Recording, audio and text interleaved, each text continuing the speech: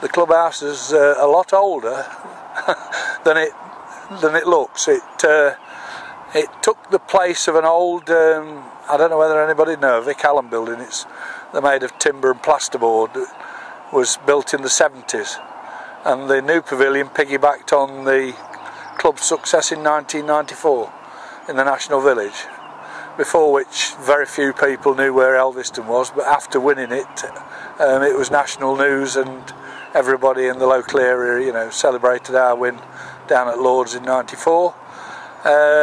Doors open, people wanted to know us a lot more. We were one of the first clubs to apply to the lottery in '94 when it first started. Gordon Flint, who's one of my helpers here today, he put together the bid, and we were successful in a £93,000 allotment by the lottery, to which was 60% of the balance of the pavilion you see, which was around 125,000. The design of it was through the architects at South East Derbyshire, who helped us at the time, and they wanted it to look in keeping with the park, as we're in a national park with Elvaston Castle in the background. They wanted the pavilion to look around 100 years old, and I think they've achieved that. And the scorebox that came along 2 years afterwards was just funds raised by the club itself to put the scorebox and set the place off as a really nice cricket ground. In the equipment shed we bought the Sport 560 originally, in place of what I termed earlier the nothing better than cutting your own front lawn machine. We've had that now probably 6 years. The cassette machine came as a decision through the Groundsman Association about 2 years ago, and has been out to tens of clubs, you know, to help where a machine's failed on close to producing a pitch. Alongside that, there are discounted products through the association with Dennis. Mowers Safe recently is one that they've offered us, where clubs can make sure that the mowers are safely locked away in a storage facility unique to Dennis. From that point of view, the machinery stays where it should be on the grounds. So we've got a really well organised, well set up club, because I've been aware of too many clubs where, if you like, you rely on one or two people, and if they eventually fall over, which they do, it's very difficult then to pick it up. So there's got to be good succession, there's got to be people available to do this work, and we're very fortunate. I mean, we've got the volunteers, we've got the people who want to commit, and they commit tremendously. I mean, you've seen a lot of the ground staff. I mean, they're committing 3 days a week now solidly to keep these two grounds going, and it's quite remarkable, you know, what they'll do as volunteers. We view ourselves as being an organisation that is in the lead.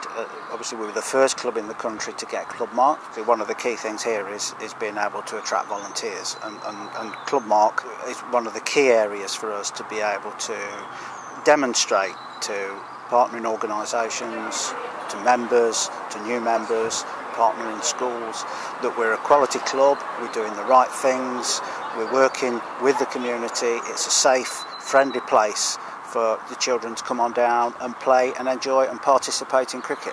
So it's the first time I've been able to see how the new coaching structure is going, and that's being run by the coaches with Andy Johnson in charge of it, and I have to say I've been stood here very impressed. I'm proud of them, but I'm also impressed because I know what it's like to have 60 odd children at 6:15 trying to make sure the activity is structured. These guys are doing a grand job. Okay, we've got a really successful junior teams leading up obviously into the senior team, and any prospective players and parents come down, see how well we're organised. We do have 2 child welfare officers because we are such a big club. We run safeguarding courses, old child protection, led for every single coach, and volunteers, parent volunteers as well. So yeah, quite an important role. So there's a lot of local schools that we link with. Some of them we actually have a contract with, because then we provide coaches into them to help them, and you know, they come and play here, etc. But we're in Chance to Shine. We're very active in Chance to Shine, and so we usually have, you know, and perhaps 6 schools down here 4 times a year from after school, 4 o'clock onwards, so they play quick cricket, and a number of them come and join us, and it's great.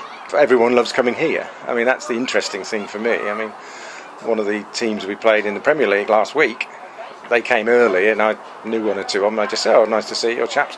We love coming back here," because we got promoted. It was like, this is one of the grounds we want to be at. The trouble is they all play too well against us, but it is. I mean, people want to come to here, and I do think it's important that we have local competition, local play within the leagues, etc. As you know, we're in an idyllic place. I mean, you've got film of it and everything else. It's fantastic positioning we're in. But when we expanded to having a third team and a fourth team, we had to use Parks pitches, we had to use other grounds, and we actually split the club in many respects because people didn't come back to the evening session here, it's whatever. And so basically it kind of made the club more difficult. So for the last 8 years I've been trying to negotiate to the second field, and at long last I managed to do that 2 years ago and get agreement that we would take the lease. And basically we started playing cricket there last June. We've invested an awful lot to make it a good ground with good square. We've done all the right things, best advice we've had from top groundsmen to get this right. And now we've got every Saturday we've got 2 matches being played here, which is fantastic. We've done a lot of work to set up the pavilion to enable us to do that, and we even run 2 sets of teas and all sorts of logistics and making sure no one gets upset. But basically that's what we had to do because we were growing and we wanted people to be part of Elvaston and not be parked on some park pitch, which was not helping them really. We have a very large junior section as well as adult members. We play on Monday nights. There probably isn't a night of the week when there isn't a game going on somewhere where our players are involved. And to be able to have the facilities that we have and being able to provide such an attractive and a place to play, a partnership with people like Dennis are absolutely vital. If nothing else, it means that the people that are preparing the facilities for us are working with an organisation who've got a good understanding of the requirements, what the groundsmen need, and it's a two-way thing. We can feed things back to yourselves as well, so that between us we can move forward and understand what the needs of a growing club are likely to be in the future. Just continually improving. I mean, from where I started with machinery that couldn't produce this standard of finish to where we are now has been the last 20 years, and a lot of money spent. Generally, acquired knowledge, building up on quality machinery and products. Well, Dennis, when I first came, we were on to I would call the machinery here not much better than for maintaining the average nice looking lawn at home, and we've gradually built up until we're now working with professional equipment. As amateurs albeit, the equipment does bring on a hell of a lot different in the finish and the way that the ground plays in way of pitches.